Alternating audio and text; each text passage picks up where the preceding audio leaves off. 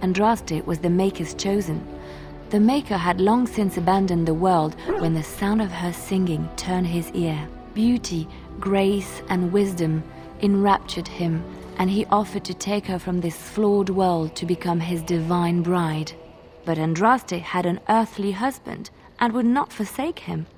Instead, she beseeched the Maker to return to his people once more. So earnest was her plea that the Maker was moved and promised that he would create a paradise on earth if all abandoned their false gods and turned once more to him. And this is why Andraste began her exalted march on the idolaters of the Tevinter Imperium. The Maker granted her his powers with which to smite her enemies. Andraste brought the Imperium to its knees, and her victories converted many to the worship of the Maker.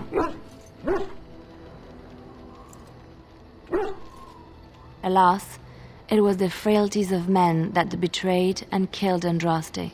Her earthly husband, Maferath, a chieftain of the Alamari tribes himself, grew jealous as his wife's popularity and influence overshadowed his own. She was also revered as the Maker's betrothed, and Maferath began to see their own bond waning in significance as Andraste became ever more devoted to the Maker.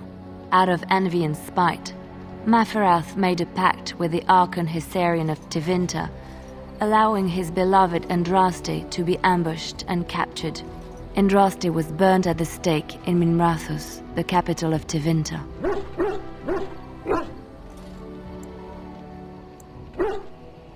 The Tevinter chantry claims that in Andraste's last moments, Hessarian's heart softened, and he heard the voice of the Maker telling him to end her suffering.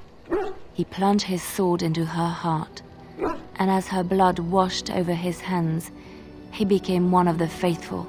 Dissenters said that the Archon only converted because he could not stem the tide of Andraste's cult, and was forced to do so to stay in power. We will never know for sure.